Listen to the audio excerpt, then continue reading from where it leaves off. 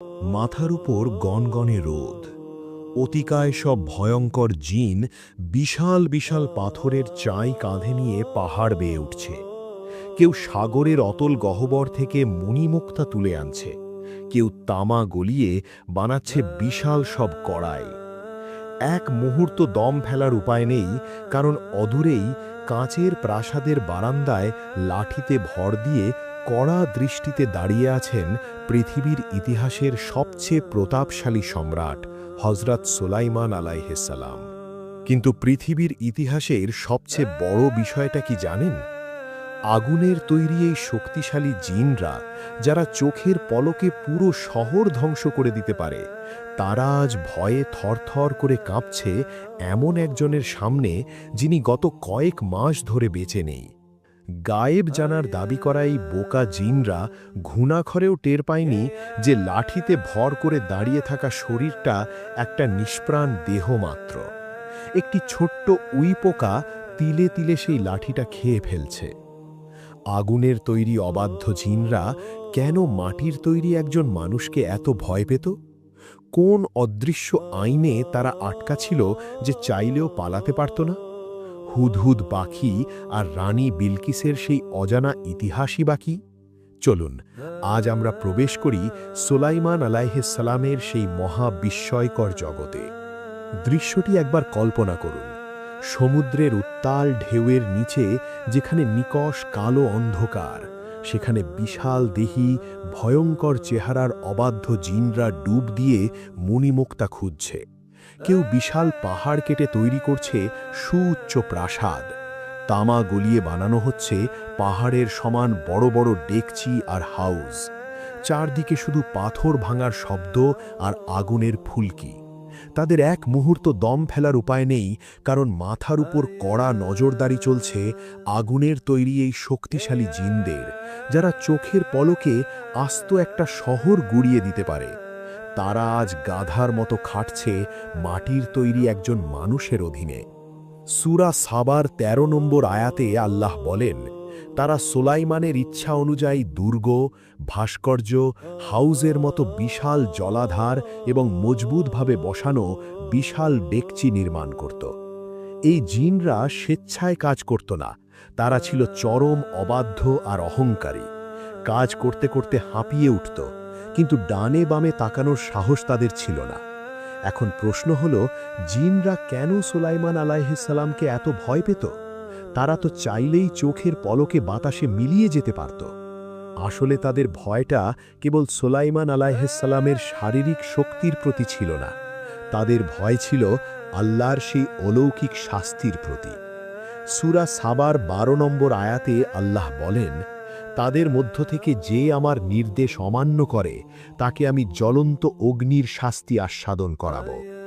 জিনদের পাহারায় নিযুক্ত ছিল আল্লাহর ফেরেশতারা, যাদের হাতে থাকত আগুনের চাবুক।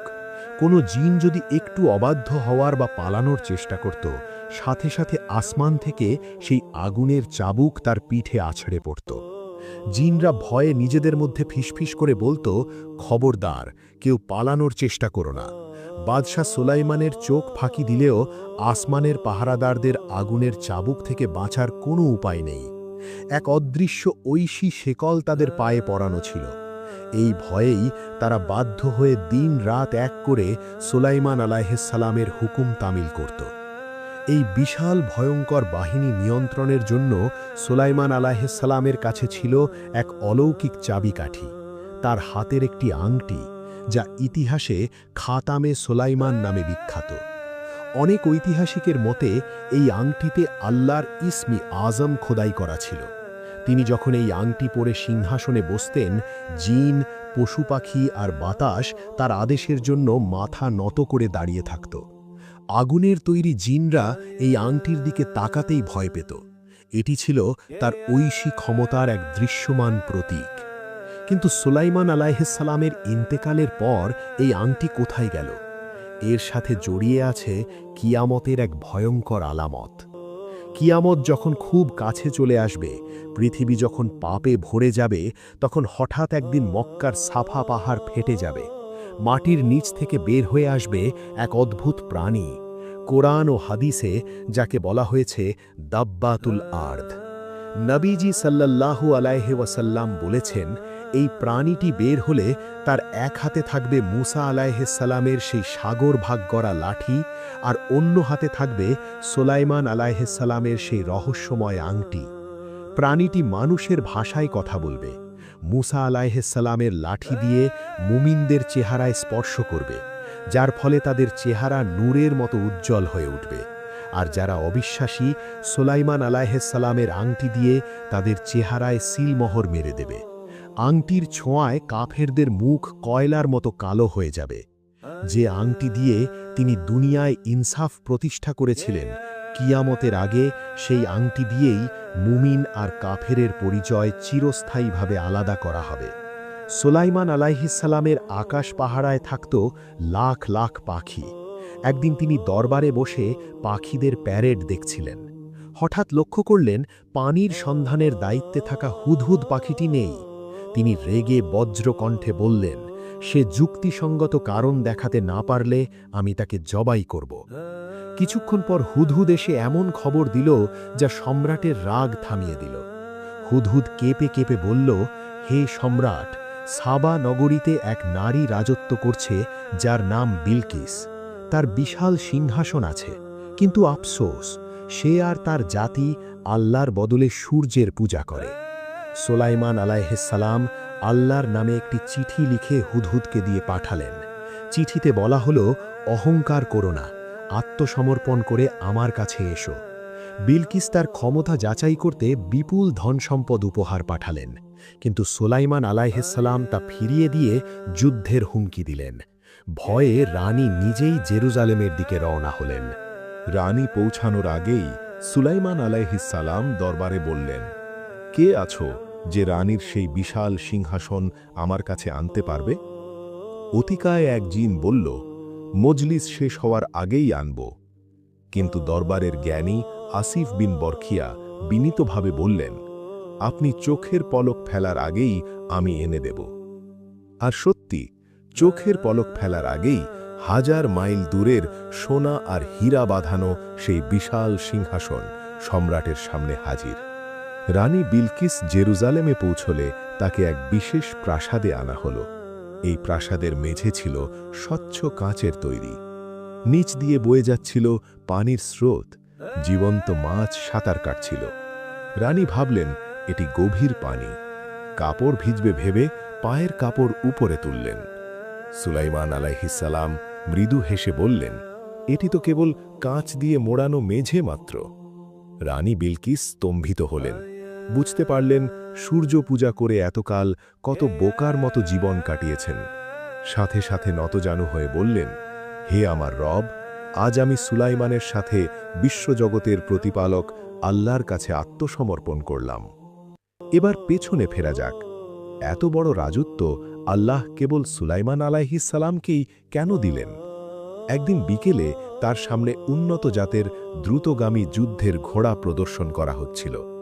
ঘোড়াগুলো ছিল তার ভীষণ প্রিয়।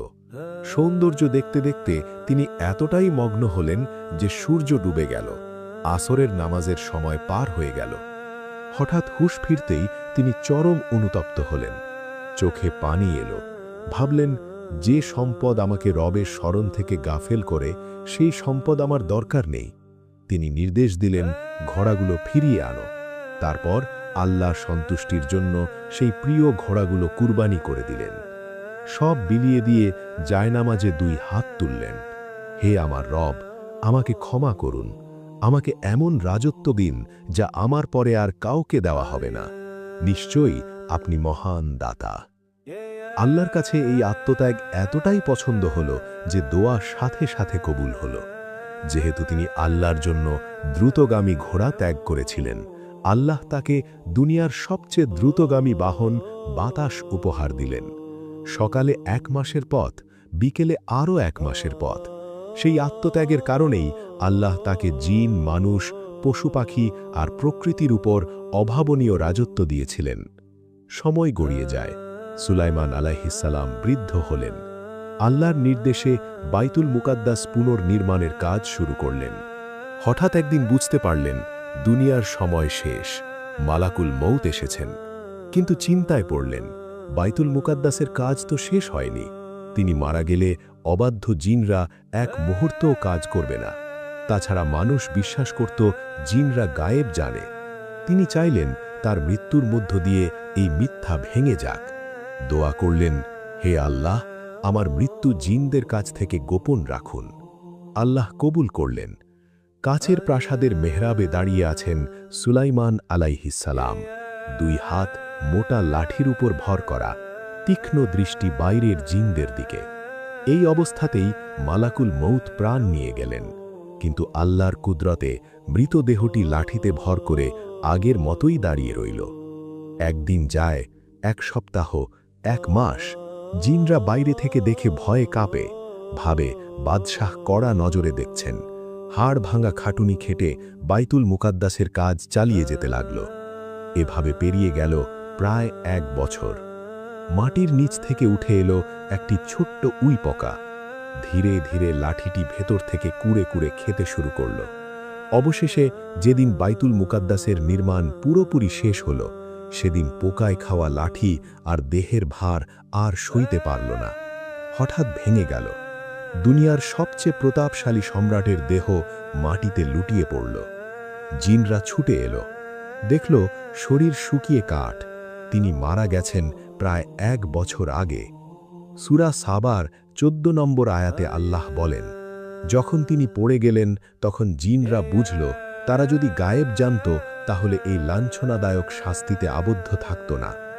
এক লহমায় জিনদের অহংকার মাটিতে মিশল।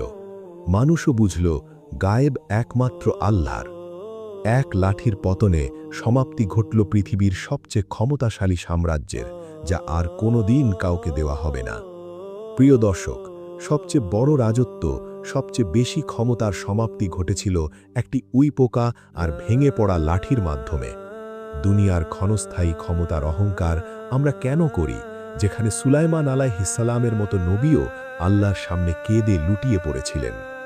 হে আল্লাহ, আমাদের অন্তর থেকে দুনিয়ার মোহ দূর করে দিন। কিয়ামতের আগে দাব্বাতুল আর্দ সুলাইমান আলাইহিসসালামের আংটি দিয়ে কাফিরদের কপালে যে সিল মারবে, সেই সিল থেকে বাঁচার উপায় কি জানতে হলে সাবস্ক্রাইব করে অপেক্ষায় থাকুন আগামী পর্বের জন্য। ভিডিওটি শেয়ার করে অন্য কেউ জানার সুযোগ দিন। জাযাকাল্লাহু খায়রান।